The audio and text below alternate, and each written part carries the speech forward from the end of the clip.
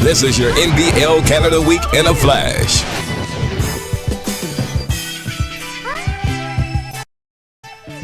Kobe, March 15th marked the trade and transaction deadline for the NBL Canada, giving teams 45 days to round out their rosters as they look towards the pursuit to the NBL Canada playoffs. And there is only one exception to this, and that is when a player gets hurt.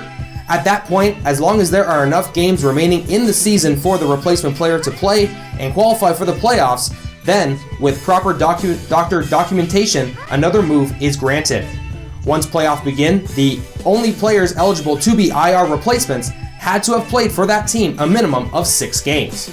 If a player gets put on IR during the playoffs, he is out the balance of the season.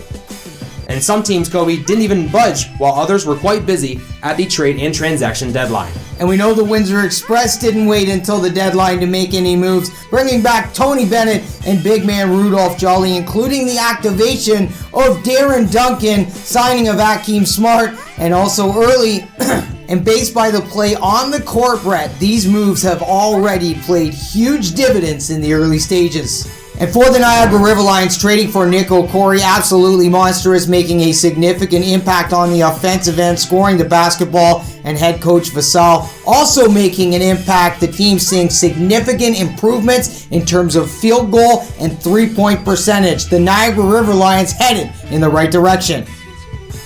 And for the Orangeville A's, they pick up Daquan Cook from PEI and release Daniel Tulloch, also adding Larry Anderson.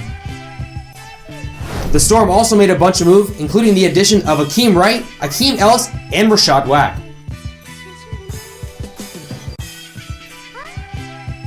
Kobe, some recent additions to some NBL Canada Central Division teams are really going to help them down the stretch. Ed Horton joins the Kitchener-Waterloo Titans, and Tony Bennett joins the Windsor Express. Yeah, certainly with Ed Horton, the scoring was an instant impact. He had a 30-point game his first night out, averaging over 20 points per game right now for the Kitchener-Waterloo Titans, but he's also getting you almost 5 rebounds and almost 5 assists, so it's not just the scoring. A savvy and wily veteran that knew coming back to this league that he would be able to make an instant impact, and he has thus far. And as far as Tony Bennett goes, we know this Windsor Express offense struggling a little bit. Maurice Jones and Darren Duncan at the point guard position. This allows Tony Bennett to play shooting guard, to get the open looks, to take the big three-point shot, and we know he can hit the big-time shot when he needs to. How many times have we seen that guy light it up from the three-point line when the Express needed most? So both of these teams getting some scoring relief at just the right time. Absolutely, and these additions will be much needed as we make the pursuit towards the NBL Canada playoffs.